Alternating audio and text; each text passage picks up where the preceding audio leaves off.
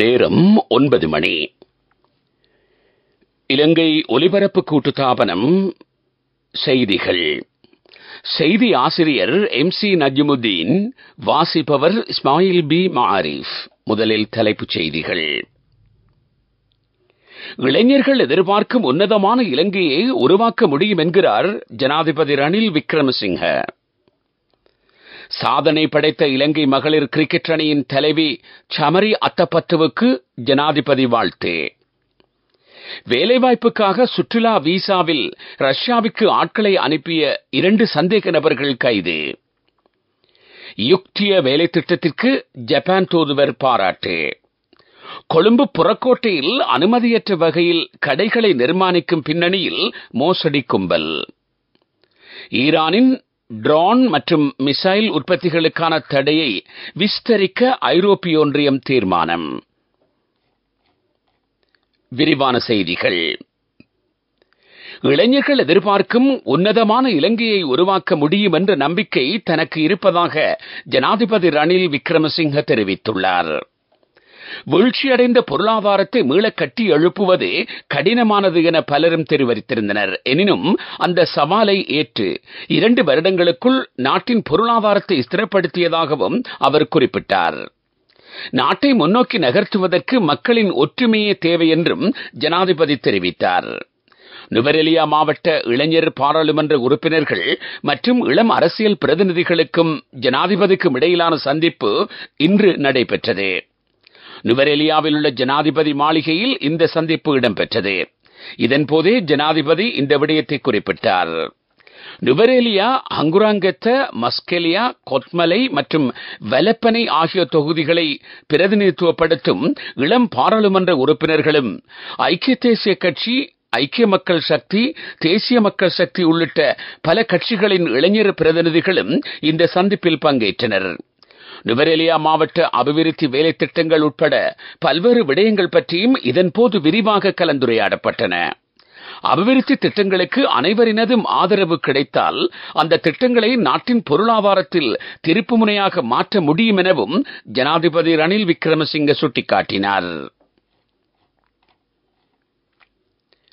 தென்னாப்பிரிக்க மகளிர் அணிக்கு எதிரான ஒருநாள் சர்வதேச கிரிக்கெட் போட்டியில் மகத்தான திறமையை வெளிப்படுத்திய இலங்கை மகளிர் அணியின் தலைவி சமரி அத்தப்பத்துவுக்கு ஜனாதிபதி ரணில் விக்ரமசிங்க வாழ்த்து தெரிவித்துள்ளார். சமரி அத்தப்பத்துவை தொலைபேசியூடாக தொடர்பு கொண்டு ஜனாதிபதி பாராட்டு தெரிவித்தார்.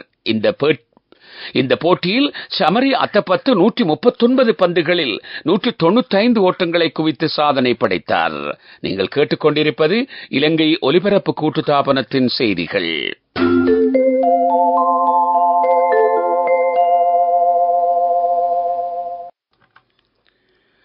தொழில் பெற்றுத் தருவதாக கூறி சுற்றுலா வீசாவில் ரஷ்யாவுக்கு நபர்களை அனுப்பிய 2 சந்தேக நபர்கள் கைது செய்யப்பட்டுள்ளனர்.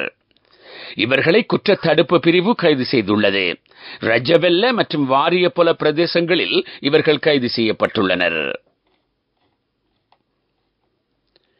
கொழும்பு புறக்கோட்டையில் அனுமதியற்ற வகையில் கடைகளை நிர்மாணிப்பதன் பின்னணியில் ஒழுங்கமைக்கப்பட்ட மோசடி கும்பல் ஒன்று செயற்படுவதாக கொழும்பு மாநகர சபையும் நகர அபிவிருத்தி அதிகார சபையும் தெரிவித்துள்ளன. கொழும்பு மிதக்கும் சந்தைக்கு முன்பாக இடிக்கப்பட்ட 21 கடைகளும் குறித்த மோசடி குழுவினால் நிர்மாணிக்கப்பட்ட சட்டவிரோத கட்டடங்கள் என்று கொழும்பு மாநகர சபையின் நகர அழகுபடுத்தல் திட்ட இணைப்பாளர் தெரிவித்துள்ளார். கடத்தல்காரர்கள் இந்த கடைகளை வேறு நபர்களுக்கு வாடகைக்கு விட்டிருந்தமை கண்டுபிடிக்கப்பட்டுள்ளது. இவ்வாறான ஒழுங்கமைக்கப்பட்ட மோசடிக்காரர்களிடம் ஏமாற வேண்டாம் என கொழும்பு மாநகர சபையும் நகர அபிவிருத்தி அதிகார சபையும் மக்களிடம் கேட்டுக் கொண்டுள்ளன. அதிக விலை கொண்ட தேயிலையான சில்வர் டிப்ஸ் தேயிலையை தென்மாகாணத்தில் வீட்டுத் தோட்டச் செய்கையாக பிரபல்யப்படுத்தும் வேலை திட்டம் நாளை ஆரம்பிக்கப்பட உள்ளது. இதற்கான ஏற்பாடுகளை தேயிலை தோட்ட அபிவிருத்தி அதிகார சபை மேற்கொண்டுள்ளது. அங்குரார்ப்பண நிகழ்வு அமைச்சர் மஹிந்த அமரவீர தலைமையில் நாளை முற்பகல் 10 மணிக்கு கட்டுவனையில் நடைபெற உள்ளது. இந்த வேலை திட்டத்தில் இணைத்துக் கொள்ளப்பட்ட குடும்பங்களுக்கு 300 தேயிலை கன்றுகள் வழங்கப்படும். செய்கைக்கான தொழில்நுட்ப வசதி உட்பட நீர் பம்பிகளும் இலவசமாக வழங்கப்பட உள்ளன. விசா விநியோகிக்கும் நடைமுறையை மேலும் வினைத்திறனாக முன்னெடுப்பதற்கு குடிவரவு மற்றும் குடியகல்வு திணைக்களம் நடவடிக்கை எடுத்துள்ளது.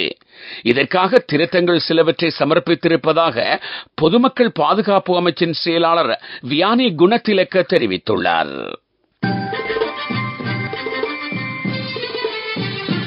பிரதான செய்தி வழங்குவோர் ஒவ்வொரு வீட்டிலும் இருக்க வேண்டிய வீட்டு வைத்தியர் சித்தாலேப.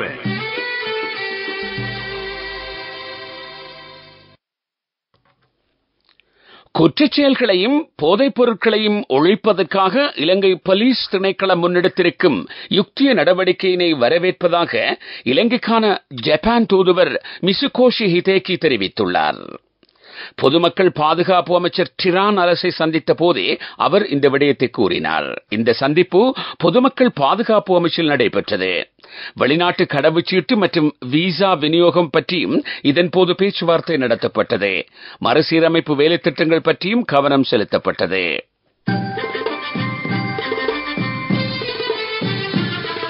பிரதான செய்தி வழங்கியோர் ஒவ்வொரு வீட்டிலும் இருக்க வேண்டிய வீட்டு வைத்தியர் சித்தாலேப.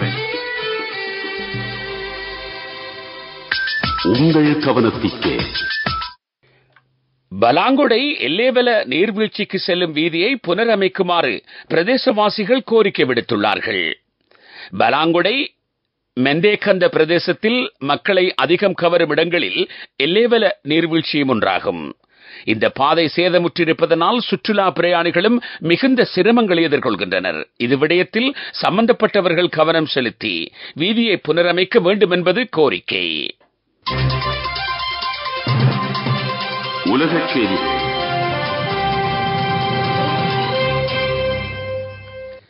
இஸ்ரேல் மீதான தாக்குதலின் பின்னர் ஈரானின் ட்ரோன் மற்றும் மிசைல் உற்பத்திகளுக்கு எதிரான தடைகளை விஸ்தரிப்பதற்கு ஐரோப்பிய ஒன்றியம் உடன்பட்டுள்ளது. ஈரானை தனிமைப்படுத்துவதற்கு மேற்கொள்ள வேண்டிய சகல வேலைத்திட்டங்களை முன்னெடுப்பது முக்கியம் என்று ஐரோப்பிய ஒன்றிய தலைவர் சார்ல்ஸ் மைக்கேல் தெரிவித்துள்ளார். உக்ரைனுக்கு எதிரான யுத்தத்தில் ரஷ்யாவுக்கு ட்ரோன்களை விற்பனை செய்தமை உள்ளிட்ட பல காரணங்களை அடிப்படையாக கொண்டு ஈரானுக்கு எதிராக தற்போதும் பல தடைகளை ஐரோப்பிய ஒன்றியம் விதித்துள்ளது. இதேவேளை அமெரிக்கா எதிர்வரும் தினங்களில் ஈரானுக்கு எதிரான நடவடிக்கை மேற்கொள்ளும் என்றும் சர்வதேச ஊடகங்கள் தெரிவித்துள்ளன. அபிவிருத்தி செய்திகள். அனுராதபுர மாவட்ட பாடசாலைகளின் அபிவிருத்திக்கு நிதி ஒதுக்கீடு செய்யப்பட்டுள்ளது. பாராளுமன்ற உறுப்பினர் ஷாக் ரஹ்மானின் பன்முகப்படுத்தப்பட்ட நிதியிலிருந்து 200 பாடசாலைகளில் அபிவிருத்தி வேலைத்திட்டம் முன்னெடுக்கப்பட உள்ளது. பாடசாலைகளுக்கு 1 மில்லியனிலிருந்து 10 மில்லியன் ரூபாய் வரையான நிதி ஒதுக்கீடு மேற்கொள்ளப்படும். விளையாட்டுச் செய்திகள்.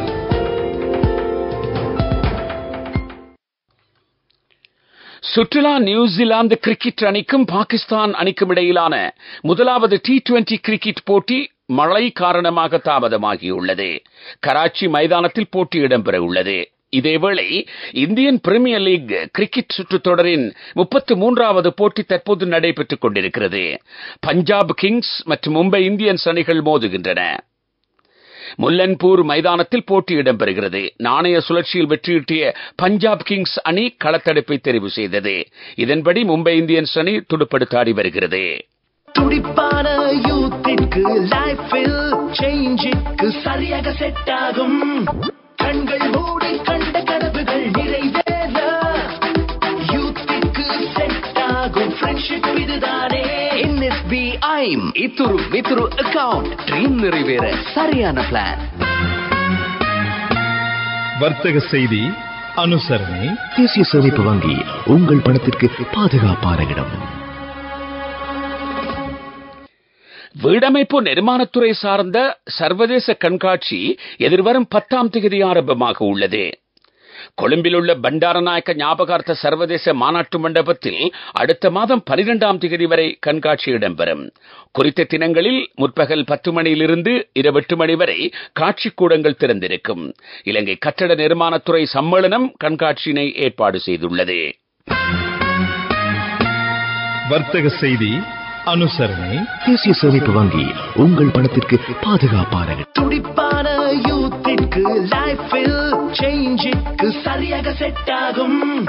கண்கள் மூடி கண்ட கனவுகள் நிறைவேற யூத்துக்கு செட் ஆகும் ஃப்ரெண்ட்ஷிப் இதுதானே. NSBI இத்துரு வித்துரு அக்கவுண்ட் ட்ரீம் நிறைவேற சரியான பிளான். பொருளாதார செய்திகள்.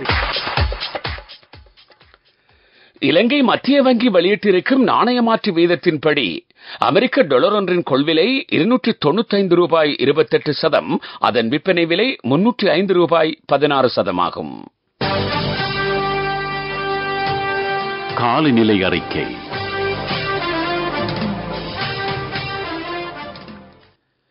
மேல் சப்ரகமுவ மாகாணங்களிலும் காலி மாத்தறை மாவட்டங்களிலும் ஆங்காங்கே மழையோ இடியுடன் கூடிய மழையோ பெய்யலாம் என்று வளிமண்டலவியல் திணைக்களம் எதிர்வு கூறியுள்ளது. வடமத்திய மத்திய வடமேல் மாகாணங்களிலும் மன்னார் மாவட்டத்திலும் மழை பெய்யக்கூடும். இடியுடன் மழை பெய்யும் போது காற்றின் வேகம் அதிகரித்து காணப்படும். மேல் சப்ரகமுவ மத்திய மாகாணங்களினதும் காலி மாத்தறை மாவட்டங்களினதும் சில இடங்களில் நாளை காலை பனிப்பொழிவு காணப்படும் என்று திணைக்களம் விடுத்திருக்கும் அறிக்கையில் குறிப்பிடப்பட்டுள்ளது. காலநிலை அறிக்கை கேட்டீர்கள். மீண்டும் தலைப்புச் செய்திகள்.